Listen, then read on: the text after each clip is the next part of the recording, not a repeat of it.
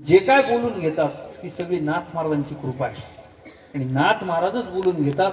ज्या ज्या गोष्टी मला इथं सांगायला पाठवलं त्या त्या गोष्टी मी सांगितल्या, बाकीच्या सगळ्या गोष्टी आणि मी आमच्या संतोष महाराजांना खऱ्या अर्थाने धन्यवाद देतो। संपूर्ण पुणे जिल्ह्यातून सगळ्यात मोठ्या भव्य दिव्य अशा प्रकारचा संत एकनाथ महाराजांचा पालखी सोहळा हा खंडाळे ते पैठण काढणारे एकमेव। आता हळूहळू सुरू होतील त्यांच्याकडे पाहून आनंदाचे, आम्हाला काही दुःख नाही, आम्हाला बरोबरी करायसाठी आम्ही हे केलेलं नाहीये, पण एवढ्या सगळ्या गोष्टी सांभाळणं हे खऱ्या अर्थाने कौतुकाची गोष्ट आहे।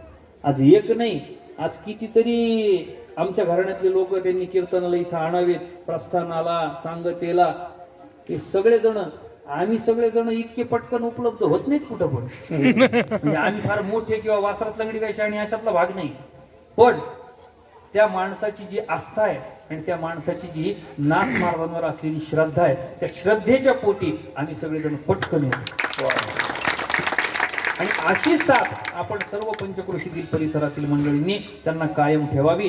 ते जे म्हणतात जसं म्हणतात त्या हिशोबाने त्यांचं ऐकावं एवढंच या ठिकाणी आपल्या सगळ्यांच्या चरणी प्रार्थना करतो। माझं कीर्तन आपण शांत चित्ताने ऐकून घेतलं त्याबद्दलही आपल्या सर्वांच्या चरणी परत एकदा नतमस्तक दंडवत प्रणाम करतो।